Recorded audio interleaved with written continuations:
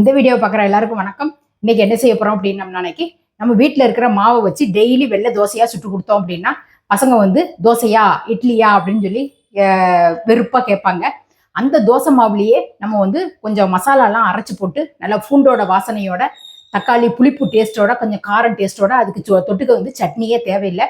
இந்த மாதிரி ஒரு மசாலா நிறைய கொஞ்சம் பொருளெல்லாம் சேர்த்து மசாலா அரைச்சி போட்டு அந்த தோசையா சுடும்போது சட்னியே தேவைப்படாது. அதுல காரம் புளிப்பு பூண்டோட வாசனை வெங்காயத்தோட வாசனை அதோடய இருக்கும். சுட சுட இருக்கும்போது அதையே வச்சு நம்ம சாப்பிட்றலாம். எப்படி செய்யலாங்கிறத வாங்க பார்ப்போம். மசாலாவுக்கு ஒரு பெரிய வெங்காயம், ஒரு பெரிய தக்காளி 1, ஒரு 10 பல்லுக்கிட்ட அளவுக்கு பூண்டு போடுறேன், 2 காஞ்ச மிளகாய். தண்ணியெல்லாம் ஊற்ற தேவையில்லை, தக்காளியிலோட தண்ணியிலேயே அரைச்சி எடுத்துட்டு வந்தேன். நான் வந்து மசாலா அரைச்சிட்டு வந்தேன். ஃபர்ஸ்ட் வீடியோ ஆன் பண்ணுறதுக்கு முந்தி உள்ளே சேர்த்துட்டேன். இதில் ஒரு 5 கரண்டி மாவு எடுத்திருக்கேன். அதோட நான் அரைச்சி வச்சிருந்த மசாலாவை வந்து உள்ளே சேர்த்துட்டேன். நல்லா கொத்தமல்லி நிறைய போட்டிருக்கேன். நம்ம வந்து தோசை மாவில் ஏற்கனவே உப்பு போட்டு கலந்து தான் வச்சுருக்கோம். இப்போ இந்த மசாலா அரைச்சி ஊற்றுனதுனால கொஞ்சமாக ஒரு 1/4 டீஸ்பூன் கிட்ட உப்பு போட்டிருக்கேன்.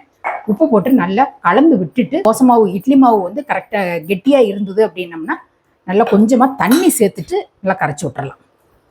இப்போ தோசைக்கல் நல்லா சூடு ஏறிட்டு இப்போ அடுப்பை வந்து நல்லா ஸ்லோ பண்ணி வச்சுக்கோங்க. வந்து நான் வந்து கொஞ்சம் திக்காக தான் சுட போகிறேன். திக்காகவும் சுட்டுக்கலாம், நல்ல மெல்லிசாவும் சுடலாம். தோசை எப்படி சுட்டாலும் டேஸ்ட் ரொம்ப நல்லாயிருக்கும். சுத்தியிலையும் நல்லா ஊற்றும் போது கொஞ்சம் நெய் விட்டு சுடுங்க.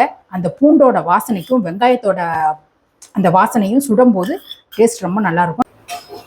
இந்த தோசை வந்து நல்லா ஒரு பக்கத்தில் நல்லா வெந்து வந்துட்டு அதை கலரை பார்க்கும்போதே அப்படியே சாப்பிடணும் போல் இருக்கும். அந்த அளவுக்கு டேஸ்ட்டும் அந்த கொத்தமல்லியோட வாசனை டேஸ்ட் ரொம்ப நல்லாயிருக்கும். இதுக்கு வந்து நமக்கு தொட்டுக்கையே தேவையில்லை.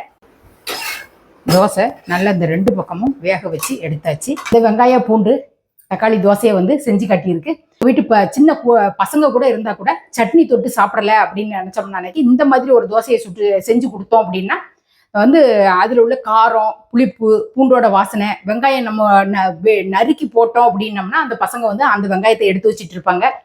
2 வயசு பசங்க 3 வயசு பசங்களாம் இந்த மாதிரி இது பண்ணிட்டு இருப்பாங்க. அதனால கொஞ்சம் அரைச்சி போட்டோம்னா டேஸ்ட் இருக்கும்.